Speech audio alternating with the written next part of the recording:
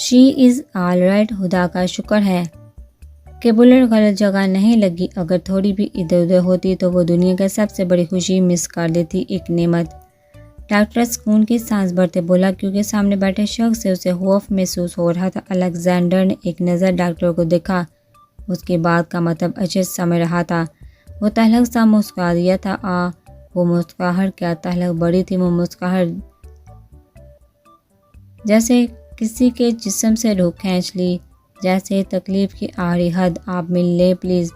Alexander کو وہیں بیٹھے دیکھ ڈاکٹر خود ہی گھبراتے ہوئے بولا۔ وہ اٹھا اور پلٹ گیا۔ دروازے پر جاتے اس نے پھر سے پلٹ کر دیکھا۔ ڈاکٹر کی آنکھیں خوف سے پھیل گئی جب وہ ہلکا سا مسکرایا تھا، اور اب وہ مسکراہٹ عجیب وحشت سے لبریز تھی، کسی کو بھی خوف میں مبتلا کرنے والی پوری اسرار۔ وہ باہر نکل گیا، دروازہ دھکیلتے وہ اندر داخل ہوا تو اس نے دیکھا ماہان کی آنکھیں بند تھیں۔ وہ پل بھر کو پھر مسکرایا تھا۔ خیر تھا وہ آج بہت مسکرا رہا تھا، جبکہ سامنے لڑکی ابھی موت سے بچ کر آئی تھی۔ لڑکی بھی کون؟ اس کی بیوی۔ وہ باریک قدم لیتے ماہا کے پاس آیا تھا، چہرے کے پاس جھکا، ایک گہرا سانس بھرا۔ روح کو معتقہ دینے والی دل فریب سحر۔ ماہا کے بند پلکیں لرز گئی۔ تم جتنا مرضی نفی کرو بٹر فلائی، لیکن میرے قریب آتے ہی تمہاری یہ لرزتی پلکیں اور شدت سے دھڑکتا دل چیخ چیخ کر تمہیں بتاتا ہے ماہان دیکھو الیگزینڈر آیا ہے، تمہارا شوہر، وہ بولا، اور ساتھ ہی چہرہ اوپر اٹھاتے اس کے ماتھے پر سلگتے لب رکھ گیا۔ وہ کئی لمحے ویسے ہی رہا۔ ماہا کا سانس رک گیا، دل کی دھڑکنیں تیزی سے احتیاط کرنے کی بجائے مدھم پڑنے لگی۔ اور پھر میرے چھونے پر تمہاری سانس اکھڑ جانا، تمہاری دھڑکنوں کا مدھم پڑ جانا میری بات پر مہر لگا دیتا ہے۔ وہ اس کے ماتھے پر جھکتے ہی بولا، اس کے لب ہلتے ہوئے ماہا کے ماتھے کو چھو رہے تھے اور ادھر دھڑکنیں مدھم پڑتی جاگی۔ وہ لب ہٹا گیا، اس نے دیکھا آہستہ آہستہ اس کی دھڑکنیں نرم ہونے لگی تھی۔ وہ دانتوں تلے لب دبا گیا۔ آنکھیں کھولو، حکم صادر کرتا لہجہ۔ ماہا نے زور سے آنکھیں میچی، دل تھا کہ شدت سے پھٹ رہا تھا۔ آنسو آنکھوں میں قید ہوتے اب باہر نکلنے کو مچل رہے تھے۔ کھول دو آنکھیں، یا پھر کچھ اور ہی چاہتی ہو تم مجھ سے؟ وہ ایک دم جھکا تھا، اس کے لب دھیرے سے اس کے نرم گداز لبوں کو چھو گئے۔ ماہا نے پٹ سے آنکھیں کھولی تو وہ سیدھا ہوا۔ آنکھیں کھولتے ہی آنسو رہائی پاتے پھسلتے بالوں میں جذب ہونے لگے۔ اس کی آنکھوں میں شکوہ تھا، بہتی آنکھیں سحر طاری کرتی کشش تھی، ان میں وہ اس کی آنکھیں دیکھ رہا تھا، وہ اس کی آنکھیں پڑھ رہا تھا۔ ماہا کی آنکھوں میں سرکشی بڑھ گئی، یکدم آنکھوں میں غصہ ابھر گیا۔ آنسو بھی اب بند ہوئے یا وہ انہیں ضبط کر گئی۔ رو کیوں رہی ہو؟ مر تو نہیں گیا؟ وہ ابرو اچکا کر بولا، لب ایک دوسرے میں پیوست کیے ہوئے تھے۔ کاش وہ اتنا ہی بولی، اور وہ دھیرے سے ہنس دیا۔ ماہا نے سخت غصہ آور نظریں سے اسے ہنستے چہرے کو دیکھا۔ اتنا بڑا دھوکہ کیوں دیا؟ وہ بولی، اور آنسو پھر بہہ نکلے۔ وہ بے حس تھوڑی تھی جو آنسو ضبط کر جاتی، وہ تو نرم دل لڑکی تھی، نازک سی تتلی جیسی۔ دل ٹوٹ گیا ہے کیا؟ وہ ابرو اچکا کر بولا، چہرے پر چمک ابھر کی۔ ماہا نے حیرت بھری نظروں سے اسے دیکھا، ایک لکیر بھی نہ تھی شرمندگی کی اس کے چہرے پر۔ کیوں کیا تم نے ایسا؟ وہ اس مرتبہ چیخی تھی، مگر اس کے سکون میں کوئی کمی، کوئی فرق نہیں آیا تھا۔ تم انتہائی گھٹیا انسان ہو، مجھے جانا ہے یہاں سے۔ وہ ہزیانتی ہوئی تھی، دل پاگل ہو رہا تھا، چیخ چیخ کر کہہ رہا تھا، مل گئی تسلی، ٹوٹ گیا بھرم، دیکھا نہ، نہیں پرواہ اسے تمہاری۔ ماہا کا وجود نکاح سے تر ہوا تھا، سر چکراتا محسوس ہوا، لیکن ہمت نہ جانے کیوں مزید پیدا ہو گئی، شاید سامنے کھڑے شخص کے سکون کی وجہ سے۔ اس نے ڈرپ اتار پھینکی، بیڈ سے نیچے اترنے لگی، ہاتھ سے خون کی ننھی بوندیں نکلنے لگی تھی۔ الیگزینڈر نے جبرے بینچے اسے بازو سے دبوچ واپس اسے بیڈ پر بٹھایا، ڈرپ واپس اس کے ہاتھ میں لگائی۔ وہ سر چہرہ لیے بیٹھا تھا۔ ماہا نے سسکتے ہوئے اسے دیکھا، آخر محبت کرنے کو یہی ملا تھا۔ اس کی آنکھوں میں خود کے لیے فکر دیکھی تھی۔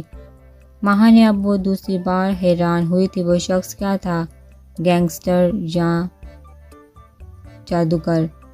ہٹو، مجھے گھر جانا ہے۔ ایک ہاتھ سے آنسو صاف کرتے وہ اس کے کندھے سے پکڑے اسے سیر کرنے لگی تھی۔ آنسو پھر سے لڑکائے۔ پہلی اور آخری بار کہوں گا ماہل رانا۔ ماہا ماہر رانا تمہاری اس دنیا میں میرے سوا اب کوئی نہیں، تمہاری چاہت، تمہاری نفرت، تمہارا غصہ، تمہارا ہنسنا سب اب سے میرے ساتھ ہوگا۔ وہ ایک نظر اس کے روتے سسکتے چہرے کو دیکھتے آرام سے بولا۔ ماہر نے گہرا ہچکی بڑا سانس بڑا شرافت کی، مجھ میں تھوڑی کمی ہے اور جو تھوڑی بہت ہے وہ صرف تمہارے لیے ہی ہے، اس لیے شرافت سے سمجھا رہا ہوں، اب رقص کرو پھر گھر جانا ہے۔ وہ اٹھتا پلٹ گیا۔ ماہر نے اس کی پشت کو نمی بڑی آنکھوں سے گھورا تھا۔ وہ اس کے ساتھ رہے گی؟ ہرگز نہیں، تمہارے ساتھ رہنے سے بہتر ہے میں مر جاؤں۔ وہ روتے ہوئے بولی تھی۔ دل اس کی بات پا ہنس دیا۔ آخر دل ایسا کیوں تھا؟ کیوں ہمیشہ الٹی سائڈ پر جاتا تھا؟ کیوں ہمیشہ ان کے لیے تڑپتا تھا جنہیں پرواہ نہیں ہوتی تھی دل کا؟ شاید دماغ درست نہیں ہوتا۔ الیگزینڈر تمہارے کپڑے۔ قاسم نے ایک پیکٹ اس کی جانب بڑھایا جسے اس نے سپاٹ تاثرات سے تھام لیا تھا۔ کتنا مس کیا تھا نا اس نے ان کالے کپڑوں کو۔ رنگ اسے پسند ہی نہیں تھے، اسے تو بس کالا رنگ پسند تھا۔ الیگزینڈر ویسے ماننا پڑے گا کیسے بیوقوف بنایا تم نے کمشنر کو۔ قاسم کے چہرے پر مبہم سی مسکراہٹ تھی۔ الیگزینڈر نے چمکتی نظر سے دیکھا، یہ نظارہ بھی قاسم نے پہلی بار ہی کیا تھا۔ بیوقوف لوگوں کو دوبارہ بیوقوف بنانا زیادہ مشکل نہیں۔ وہ طنزیہ ہنسا، اس کے ذہن کے پردوں میں سب چلتا گیا، کیسے وہ ڈیٹیکٹیو بنا، کیسے اپنی نفرت ہو کے ہی ڈیڈلی گینگسٹر کے خلاف ظاہر کی، بس جمشید خان کا بھروسہ جیتنے کے لیے۔ کیسے ایک اپنی جسامت کے آدمی سے اس دن خود کو گولی مروائی تھی، تبھی تو گولی بازو کو چکا گزری تھی۔ آنکھوں کا رنگ تبدیل کرنا اتنا بھی مشکل نہیں تھا، بس کمشنر کا بھروسہ جیتنے کے لیے۔ اور پھر وہ ماہر رانا بنا، ہائے کالی آنکھوں کو ظاہر کرنے کے لیے۔ وہ لینس چہرہ چھپانے کو ماسک لگا کر میک اپ کرنا، کمشنر کے راز نہ بتانے پر اپنی گولی لگی بازو کو دیکھتے درد ظاہر کرنا، پھر سکون سے اپنے ہی گھر میں توڑ پھوڑ کروانا۔ وہ جانتا تھا کمشنر جمشید خان اتنی جلدی اس پر یقین نہیں کرے گا، خود کو خود ہی کڈنیپ کروانا، پھر سکون سے فائل لینا، فائل میں سے نام بدل دینا۔ ہاں کمشنر جمشید خان کے فرشتوں کو بھی خبر نہیں ہوگی کہ وہ نقلی فائل تھی، اور نقلی نام کمشنر نے نہ جانے کون سے لوگوں کو سسپینڈ کروا دیا تھا۔ اور سب سے بڑا کام تھا کمشنر کو مکمل طریقے سے یقین میں لینا۔ وہ جانتا تھا کمشنر اتنی جلدی کہاں مانے گا، پھر خود پر گولی چلوانا اس کے پلان کا سب سے بڑا حصہ تھا۔ الیگزینڈر کے روپ میں وہ کوئی اور نہیں بلکہ اس کے گینگ کا ہی آدمی تھا۔ ہائٹ، ویٹ، جسم کا ڈیل ڈول سب الیگزینڈر جیسا تھا، اور وہ گولی کہاں سچ تھی اور وہ خون نہ جانے بلیک بلڈ بینک میں سے وہ کس کا خون ہوگا جو ایک نقلی گولی لگنے سے اس کے اندر رکھی ان کی تھیلی پھٹ گئی، اور پھر وہ پاگل تھی، پاگل جلدی سے لڑکی، ہائے سچ ہی تو مان بیٹھی تھی۔ پھر ڈاکٹر کو دھمکانا، اور سب سے اہم بات ماہر کی تھی جس نے Alexander the great deadly gangster کو دیکھا ہوا تھا۔ ویسے بھی وہ باہر ماسک پہن کر جاتا تھا، سو زیادہ مشکل نہیں رہا تھا۔ ہیٹ سر پر پہنے اس کے آدمی نے آنکھوں میں لینس لگائے تھے، اس کی ہیئر دیکھتے ہی ماہر کو لگا تھا وہ الیگزینڈر ہے۔ ماہر رانا بن کر اس نے ساری کی ساری انفارمیشن جو اس کے خلاف تھی وہ ڈیلیٹ کر دی، پھر ان خبریوں کو موت کے گھاٹ اتار دیا جو کمشنر جمشید خان کے اشارے پر کام کر رہے تھے۔ کئی لوگ تو گینگ سے ہی نکل آئے تھے، اور پھر آخر میں پولیس اسٹیشن میں آگ، لیکن کمشنر اتنا بھی بیوقوف نہیں تھا۔ وہ رنگ الیگزینڈر نے اپنی سب سے چھوٹی انگلی کی طرف دیکھا، وہ رنگ ماوش کی تھی، اس کی ماں کی آخری نشانی۔ وہ اسے کبھی نہیں اتارتا تھا، لیکن ایک طرح سے ٹھیک ہو گیا۔ وہ ویسے بھی ماہر کے گھر جانے والا تھا، وہ تڑپانے والا تھا صفیہ بیگم کو، وہ دل چیر دینا چاہتا تھا اپنی ثقافت سے سب کا۔ اتنی بڑی پلاننگ، اتنا بڑا کھیل، وہ جب بھی ماہر کے قریب ہوتا تھا وہ اپنے اصلی روپ میں ہوتا تھا۔ الیگزینڈر اس کے پلان کے اہم نقطہ رات تھا۔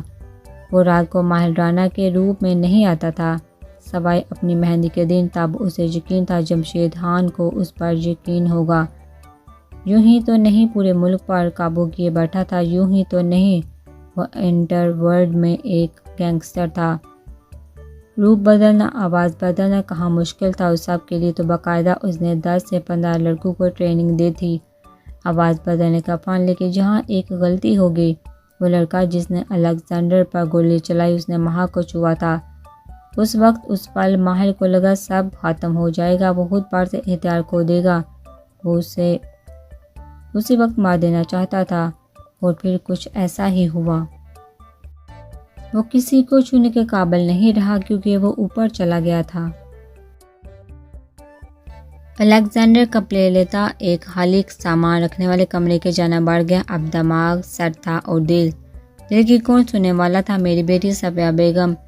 رو کا برا حال تھا۔ دانیال، معراج اور جمشید خان آگے تھے، اس کے پیچھے وہ ادھر گھر میں صفیہ بیگم بلک بلک کر رو رہی تھی، انہیں ہوش ہی نہیں آ رہا تھا ٹھیک سے۔ ایک ماہر کو گولی لگی تھی، اوپر سے الیگزینڈر کی آنکھوں میں پھیلی نفرت۔ حوصلہ رکھو صفیہ، دینے گئے ہیں نا جمشید بھائی؟ نور بیگم انہیں حوصلہ دیتے بولی تھی۔ گھر کا حال یوں خالی ہوا تھا جیسے وہاں کبھی کوئی رونق اتری ہی نہ ہو، خاموشی ہی خاموشی، ویرانی ہی ویرانی چھا گئی پل میں۔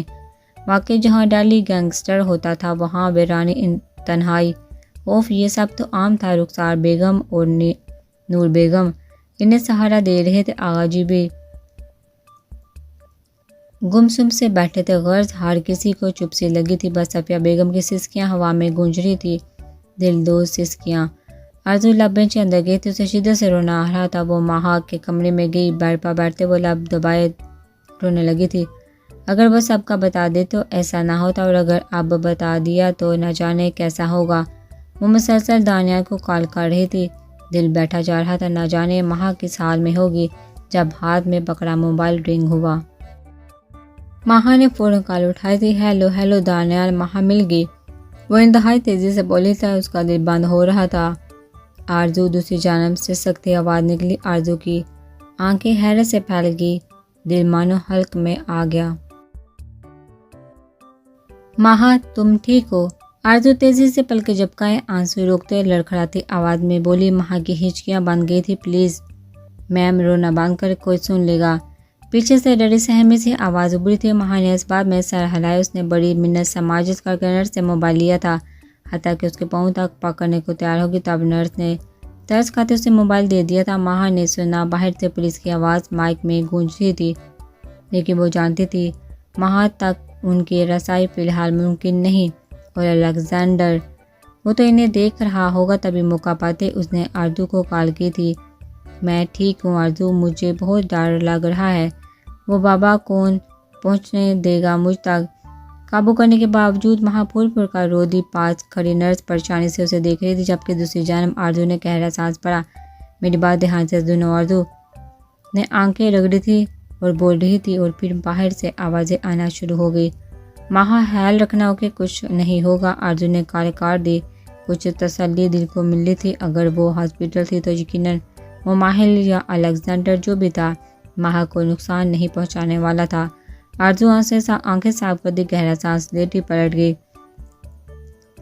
کمرے سے باہر نکلتی جب 2 قدم کے فاصلے پر نتاشا سینے پر بازو باندھے کھڑی تھی، اور آرزو کے چہرے کا رنگ پھک ہوا تھا۔ تم مہا سے بات کر رہی تھی آرزو، تمہیں پتہ تھا مہا کا؟ تم جانتی ہو وہ کہاں ہے؟ کیا تم اس کے پہلے سے ہوئے نکاح کے بارے میں جانتی تھی؟ نتاشا کا لہجہ حد سے زیادہ بلند تھا، وہ لفظوں کو اپنا ہی رنگ دیتی بول رہی تھی۔ وہ لوگ جو ہال میں بیٹھے تھے رو رہے تھے، سسک رہے تھے، سب لوگ خاموش ہو گئے۔ آرزو نے کنگ چہرہ لیے نتاشا کے لبوں پر طنزیہ مسکراہٹ کو دیکھا، اس کا دماغ معاف ہوا تھا۔ سب لوگ اپنی جگہوں سے اٹھ گئے۔ دانیال، جسے ابھی جمشید خان نے گھر بھیجا تھا، وہ بھی آگے بڑھ رہا تھا۔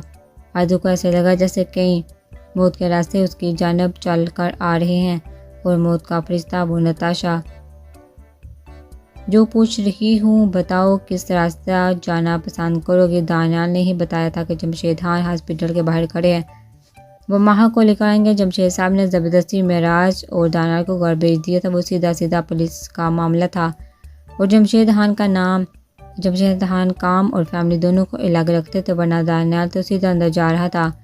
وہاں 300 کے قریب آدمی دیکھ جمشید صاحب نے اسے روک لیا تھا۔ وہ گھر آئے اور صفیہ بیگم کو تسلی دے رہا تھا، جب وہ مزید رونے لگی تھی۔ اور اب نتاشا کے الفاظ، تم ابھی مہا سے ہی بات کر رہی تھی نا، بولو نا، تم نے ہم سب کو کیوں نہیں بتایا؟ آرزو کتنا پریشان ہے ہم، نتاشا پھر سے بولی۔ آرزو گنگ چہرہ لیے سب کو دیکھ رہی تھی، جو اسے ہی دیکھ رہی تھی۔ زبان میں حرکت ہی پیدا نہیں ہو رہی تھی۔ وہ ہمیشہ دوسروں کی مشکلات میں چنگیزخان بن جاتی تھی اور اپنی مشکلات میں بگی بلی۔ ایسا نہیں ہے، آرزو بولی تو اسے خود کی آواز کسی گہری کھائی سے آتی معلوم ہوئی تھی۔ آواز لڑکھڑا گئی اور جہاں باقی سب کو حیرت میں مزید ہوئی، اس کا لڑکھڑاتا لہجہ بتا رہا تھا وہ جھوٹ بول رہی ہے۔ آرزو سچ سچ بتاؤ، تمہیں پتا تھا پہلے سے سب کچھ؟ آغا جی کی کڑھت آواز گونجی۔ آرزو کے گلے میں گلٹی ابھری تھی۔ دل کیا نتاشا کا خون کر کے جیل ہی چلی جائے، یہاں سے تو بچ جائے گی۔ سب اسے گھور رہے تھے اور سب سے تیز بڑی نظریں تو دانیال سفیران کی تھی۔ ہٹے وہ آغا جان، وہ بولی تو آغا جان نے ہاتھ کھڑا کرتے اسے چپ کروا دیا۔ ہاں یا نہ؟ اپنی ماں کی قسم کھا کر بتاؤ، کیا تم جانتی تھی ماں کے نکاح کے بارے میں؟ اس سے پہلے آغا جان بولتے، دانیال آگے بڑھتے اس کا بازو دبوچے بولا۔ آرزو کے ہاتھ سے موبائل چھوٹتے زمین پر گر گیا۔ دانیال کی آنکھوں میں عجیب سی شفافیت تھی جسے دیکھ آرزو کو اپنا دل ڈوبتا محسوس ہو رہا تھا۔ سنائی نہیں دے رہا تمہیں؟ کھاؤ قسم اپنی ماں کی، وہ چیخا اور ادھر آرزو کو لگا بس جان نکل گئی۔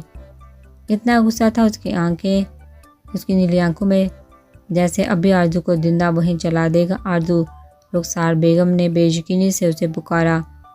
اس کی آنکھوں میں پانی تیر گیا۔ وہ جھوٹ نہیں بول سکتی تھی، وہ پھنس چکی تھی۔ وہ ہمیشہ غلط جگہ کیوں پھنستی تھی؟ نتاشا نے لبوں پر حیرت کا اظہار کرتے ہاتھ تھکا۔ در حقیقت وہ اپنی ہنسی چھپا رہی تھی۔ دانیال کی گرفت آرزو کے بازو پر سخت تر ہوگی۔ وہ لہو چھلکاتے چہرے سے آرزو کو دیکھ رہا تھا۔ سرد نظریں اس چھوٹی سی آفت پر ڈالی تھی۔ آرزو ہاں، جواب دو، ہاں یا نہ؟ وہ داڑا تھا اتنی شدت سے کہ آرزو کے آنسو گالوں پر پھسل گئے۔ اس نے زور سے آنکھیں میچ لی۔ وہ سر جھکا گئی۔ ہاں، سر جھکائے، آنکھیں میچے وہ بولی۔ سب نے حیرت سے اسے دیکھا تھا، شدید حیرت سے، جیسے ایسی حرکت کی توقع کم از کم نہیں ہو۔ اس نے نتاشا کی آنکھوں میں چمک پیدا ہو گئی۔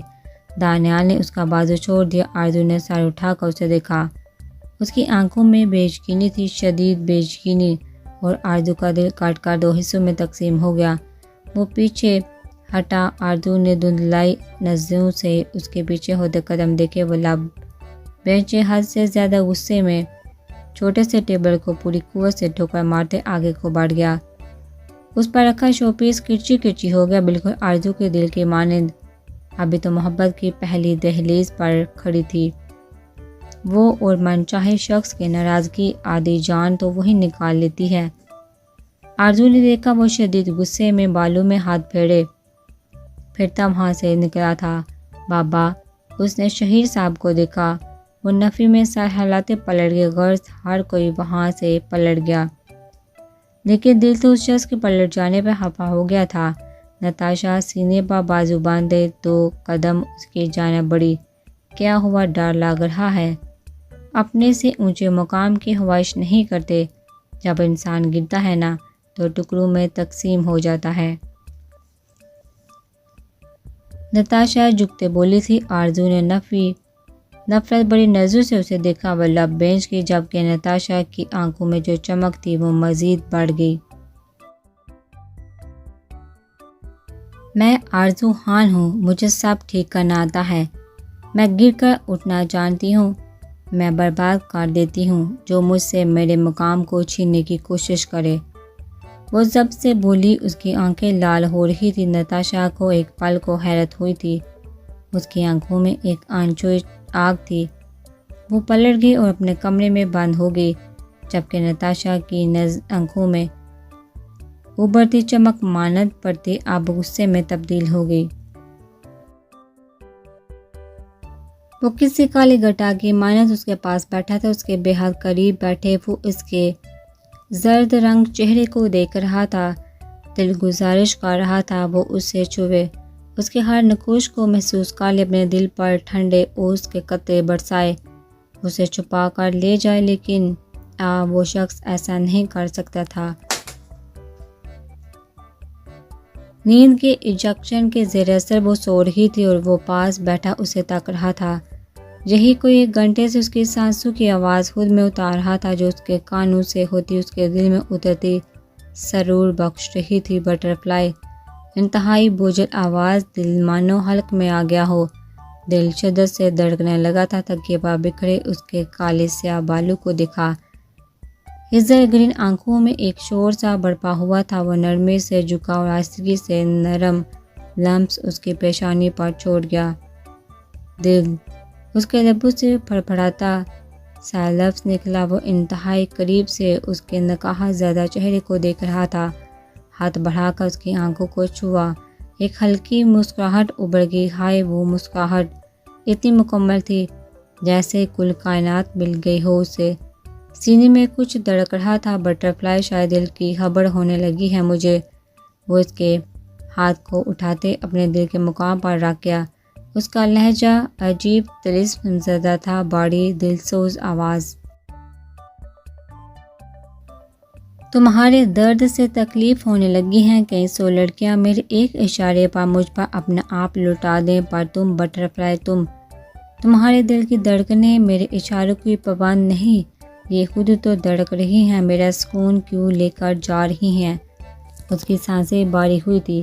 وہ آہستگی سے جھکا اور اس کے سلگتے لب اس کے لبوں پر رکھ گیا. دل و رخ میں ایک سرور سا اتر گیا. وہ کئی پل جھکا رہا تھا. دل تیزی سے دھڑک رہا تھا. وہ ماہان اس کی دھڑکنیں نیند میں بھی مدھم پڑنے لگی تھی جسے وہ پہچان گئی ہو. وہ اس کے قریب ہے، بے حد قریب. مجھ سے دور ہو تم مجھے کہیں نہ کہیں چھوڑو گی بٹرفلائی. تم مجھے کہیں کا نہیں چھوڑو گی بٹرفلائی. وہ جھٹکے سے اس سے دور ہوا تھا اور اس سے دور ہو جانا چاہتا تھا. وہ کیسے اسے قبول کر لیتا؟ کیا وہ نہیں جانتا تھا وہ کون تھی؟ وہ اس کے دشمن کی بیٹی تھی. وہ دشمن جس کی خاطر اس کا بچپن ختم ہو گیا. وہ واپس سے اس کے پاس بیٹھ گیا. نظریں اس کے چہرے پر ٹکا گیا. نظریں گستاخ تھی، کہیں اور ٹک ہی نہیں رہی تھی. بار بار بھٹکا دل مچل تھا. اس کے قریب جانے کی دہائی دے رہا تھا. دل چیخ چیخ کر کہہ رہا تھا، الیگزینڈر، وہ لڑکی تمہارے اشاروں کی محتاج نہیں ہے. تم بدلہ لیتے لیتے خود کو ہی فنا کر لو گے. بس ختم کر دو وہ سب. کسی کو کچھ مت بتاؤ. وہ سامنے موجود ہے نا، اسے چھپا لو خود میں. شٹ اپ یو باسٹر، وہ دانت پیستے چیخا تھا. اس نے اپنے دل کو خاموش کروانا چاہا تھا. اس کے اندر سے ایک قہقہ گونجا تھا.